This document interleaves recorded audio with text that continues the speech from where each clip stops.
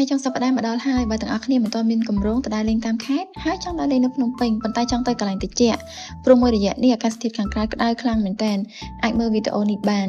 ដំបូងសម្រាប់ការធ្វើដំណើរមិនចង់ក្តៅមិនចង់ស្ទះផ្លូវកក់តាដាខាងបងពូតាដាជូនទៅដល់ទីតាំងតែម្ដងរឹតតែពិសេសជីតាដាគឺថាចំណេញនោះចំណេញគ្រាន់តែចែករំលែកទៅមិត្តភ័ក្តិឲ្យស្គាល់និងបានប្រើតាដាក៏យើងទទួលបានការបញ្ចុះតម្លៃ 5,000 រៀលក្នុងម្នាក់ចុះបើយើងចែករំលែកទៅមិត្តភ័ក្តិ 10 នាក់យើងប្រកាសជាបាន 50,000 រៀល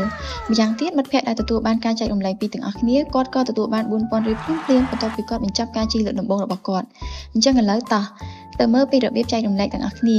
ដំបូងទាំងអស់គ្នាគ្រាន់តែចូល app តាដាបន្ទាប់មកចុចកន្លែងបានបញ្ចុះតម្លៃឬ voucher ហើយទាំងអស់គ្នាចុចត្រង់ពាក្យណែនាំឬក៏ invite ចុងក្រោយផ្ញើជូនមិត្តភ័ក្តិទាំងអស់គ្នាចង់ផ្ញើគឺរួចរាល់និយាយរួមជីតាដាងាយស្រួលកក់អត់ចាំយូរសុវត្ថិភាពទាំងការធ្វើដំណើរបូករួមតាដាមានធានារ៉ាប់រងសម្រាប់អ្នកបើកបរនិងអ្នកធ្វើដំណើរទៀតរឹតតែអស្ចារ្យគឺមានប្រូម៉ូសិនឬបានបញ្ចុះតម្លៃឲ្យអ្នកប្រើប្រាស់ចំណេញគ្រប់ពេលតែម្ដងឥឡូវនេះមកដល់ទីកន្លែងដែលយើងដើរលេងចុងសប្តាហ៍មិនក្តៅហើយចំណេញគ្មានអីក្រៅពីផ្សារទំនើបទេថ្ងៃនេះខ្ញុំមកអ៊ីអនម្យ៉ាងដែរតាទាំងអស់គ្នាមកដល់អ៊ីអនដើរ shopping ពេលគ្រាចូលញ៉ាំអីហើយបន្ទាប់ពីញ៉ាំអីហើយក៏ត្រឡប់មកផ្ទះវិញជីវិតមនុស្សពេលខ្លះគឺបែបនេះយើងត្រូវការពេលវេលាខ្លះដើម្បីបន្ធូរអារម្មណ៍និងបញ្ឈប់នៅការគិតអវិជ្ជមាន